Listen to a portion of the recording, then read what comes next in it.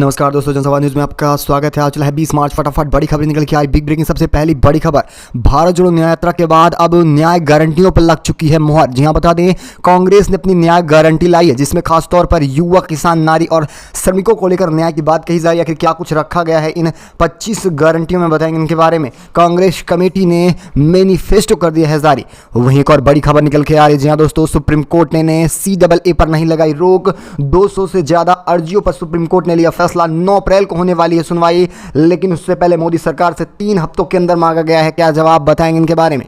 वहीं एक और बड़ी खबर निकल के आ रही है। अजान के दौरान हनुमान चालीसा बजाने पर हुई थी पिटाई, अब फिर से आंदोलन शुरू हो चुका है बेंगलुरु में, बताएंगे इनके बारे में। सबसे बड़ी खबर निकल के आ रही है। निर्वाचन आयोग पर होने जा रही इस बार सख्ती, सुप्रीम कोर्ट ले सकता है फैसला। आखिर क्यों, क्या इस बार मोदी की होने वाली घर वापसी, बताएंगे इनके बारे में। वहीं एक और बड़ी खबर, बड़ी अपडेट निकल के आ रही है। सत्येंद्र जैन को लेकर क्या कुछ कह रहा है सुप्रीम कोर्ट। ईडी के पास पर्याप्त सबूत निकल के आ रहे हैं। आम आदमी की बढ़ रही है मुसीबतें। एक और अपडेट, लोकसभा चुनाव से पहले बीजेपी के में फिर से इस्तीफों का दौर शुरू हो चुका है। गुजरात से लेकर कैबिनेट मंत्रिमंडल में भी हुआ इस्तीफा, बताएंगे इनके बारे में। वहीं सबसे बड़ी खबर, ईडी, CBI, बीजेपी की जब बारी आती है तब मंद मुक्त हो जाती है। अखिलेश यादव ने बोला है करारा हमला सरकारी संस्थाओं पर।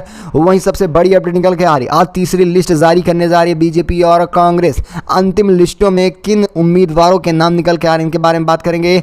वहीं जानना बेहद जरूरी है, लेकिन उससे पहले आपसे एक छोटा सा निवेदन, अगर हमारे चैनल पर नए हैं तो चैनल को सब्सक्राइब करना जरूर दबाइएगा, देश और दुनिया की फटाफट बड़ी खबरों को पाने के लिए। दरअसल पहली और सबसे बड़ी खबर निकल के आ रही है, कांग्रेस की अभी भारत जोड़ो न्याय यात्रा खत्म हुई, उसके बाद अब सीधा न्याय गारंटी प्रकाशित कर दी है कांग्रेस ने। जी हाँ, बता दें 5 स्तंभों पर बात की गई है, जिसमें हिस्सेदारी न्याय हो और युवाओं को न्याय मिलेगा, किसान न्याय होगा, नारी न्याय, श्रमिक न्याय पर भी बात कही गई है। दरअसल आपको बताते चलें, कल कांग्रेस वर्किंग कमेटी की मीटिंग हुई है, जिसमें मैनिफेस्टो पर चर्चा हुई। 5 न्याय और 25 गारंटियां रहेंगी इसमें शामिल। दिल्ली में कांग्रेस की वर्क कमेटी की मीटिंग हुई, अब इसमें 25 गारंटियों पर मुहर लगा दी गई है।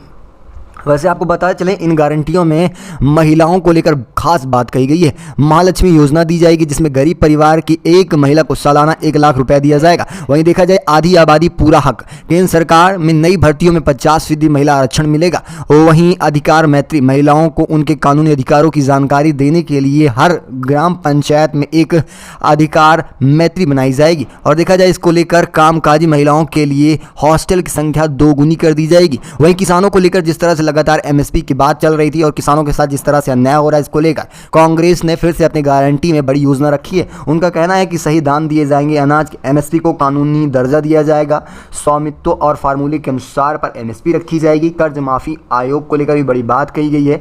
और वहीं देखा जाए बीमा भुगतान का सीधा ट्रांसफर होगा, सही आय निर्यात नीति लगेगी, GST मुक्त खेती कराई जाएगी। आपको बताया चले, युवाओं को लेकर खास बात कही जा रही है। जिस तरह से उत्तर प्रदेश हो या तमाम राज्यों में पेपर लीक मामले और जिस तरह से बढ़ रही बेरोजगारी को लेकर कांग्रेस ने खास ध्यान दिया है। बढ़ती भरोसा, केंद्र सरकार में कैलेंडर के अनुसार 30 लाख नई नौकरियां दी जाएंगी। पहली नौकरी पक्की है, प्रत्येक शिक्षित युवक को 1 साल के भीतर नौकरी देने का ऐलान किया जाएगा। और उन्होंने कहा कि अगर बेरोजगार रह रहे तो उन्हें 8,500 रुपये भत्ता भी दिया जाएगा। पेपर लीक से मिलेगी मुक्ति। युवा रोशनी योजना के तहत देखा जाए 5,000 करोड़ रुपए के युवाओं के लिए स्टार्टअप कोर्स बनाया जाएगा। वैसे आप सबके लिए क्या राय इनको लेकर। वहीं सबसे बड़ी बात यह निकल के आ रही है कि इस बार फिर से SC ST OBC आरक्षण को 50% सीमा से हटा दिया जाएगा। अपनी राय इनको लेकर जरूर दीजिएगा।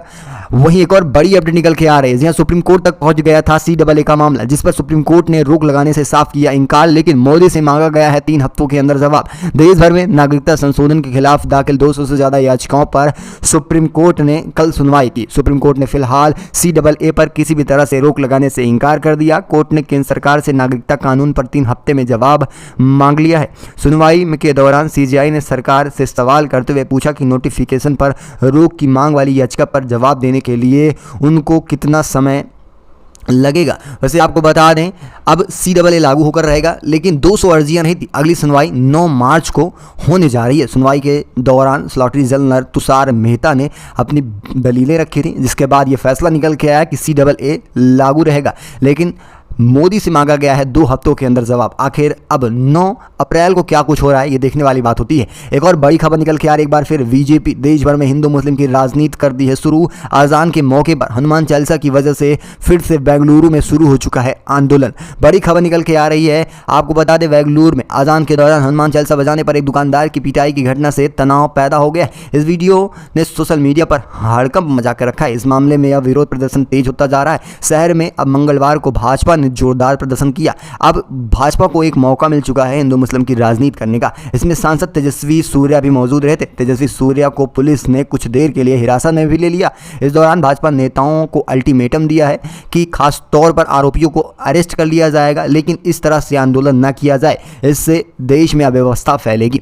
वैसे आप सबकी क्या राय इसको लेकर, अपनी राय जरूर दीजिएगा। देखा जाए शहर के सिदाना इलाके में जुटे लोगों ने जय श्री राम के नारे लगाए, भगवा झंडों के साथ प्रदर्शन किया और मस्जिद की दीवारों पर भी जय श्री राम लिखे गए थे। ऐसे में देखा जाए हिंदू पक्ष के खास आरोपियों को भी गिरफ्तार कर लिया गया है। वैसे आप सबकी क्या राय इसको लेकर अपनी राय दीजिएगा। वहीं एक और बड़ी खबर निकल के आ रही है, चुनाव आयोग ने 95 लाख के अंदर चुनाव प्रचार कराया जाए। गाड़ी जुलूसों को लेकर यूपी के उम्मीदवारों को दी गई है गाइडलाइंस। लोकसभा चुनाव का बिगुल बज चुका है। न सिर्फ राजनीतिक पार्टियां बल्कि चुनाव आयोग की भी तैयारियां जोर शोर पर हैं। लोकसभा को सबसे अधिक सांसद देने वाले उत्तर प्रदेश के चुनाव आयोग ने चुनाव प्रक्रिया और प्रचार की हिदायतें जारी कर दी हैं। निर्वाचन अधिकारियों ने एक जारी पत्र में कहा है कि लोकसभा चुनाव में प्रचार खर्च की सीमा केवल और केवल 95 लाख रहने वाली। उत्तर प्रदेश के मुख्य चुनाव अधिकारियों की तरफ से ये भी कहा गया है कि रैली और जुलूसों को लेकर आयोग से पहले अनुमति ली जाएगी, उसके बाद ही किसी तरह की रैली और जुलूस निकाले जाएंगे।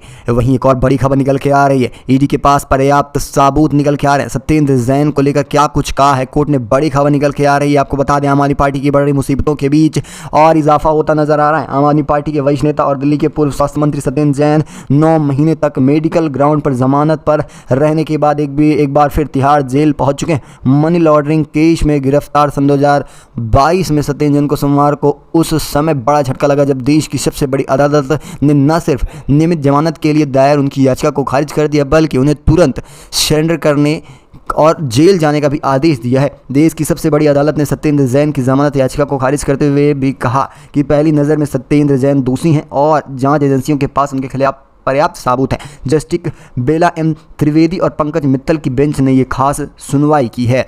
वैसे आप सबकी क्या राय है, क्या आम आदमी पार्टी को परेशान करने की वजह है या सचमुच आम आदमी पार्टी के मंत्री और नेता भ्रष्ट रहे हैं? वहीं एक और बड़ी अपडेट निकल के आ रही, हम चाहते हैं कि लोकसभा का चुनाव सुप्रीम कोर्ट की निगरानी में हो। तृणमूल कांग्रेस के वरिष्ठ नेता ड्रिकेन का कहना है कि इस बार चुनाव खासतौर पर निर्वाचन आयोग पर भी नज़र रखी जाए सुप्रीम कोर्ट की तरफ से, क्योंकि बीजेपी जिस तरह से तमाम सरकारी संस्थाओं को अपनी उंगलियों पर नचा रही है, ठीक इसी तरह से निर्वाचन आयोग की संस्थाओं को भी पूरी तरह से नष्ट कर रही है। यानी कि देखा जाए पहले ईवीएम पर सवाल उठ रहे थे, अब वहीं देखा जाए निर्वाचन आयोग पर भी उंगलियां उठना शुरू हो चुकी हैं, क्योंकि जिस तरह से सरकारी संस्थाएं मतभेद कर रही हैं सत्ता में रहने वाली पार्टी और विपक्ष की पार्टियों के साथ, ठीक उसी तरह से देखा जाए इस बार बीजेपी सत्ता में आने के लिए निर्वाचन आयोग पर भी दबाव बना सकती है। वैसे तृणमूल कांग्रेस की तरफ से जो मांगे उठ रही हैं सुप्रीम कोर्ट के निगरानी में चुनाव को लेकर, इसे आप किस तरह से देख रहे हैं अपनी राय दीजिएगा। वहीं एक और बड़ी अपडेट निकल के आ रही है, जी हाँ बता दें आज आ सकती है तीसरी लिस्ट, बीजेपी और कांग्रेस की तीसरी लिस्ट आना बाकी।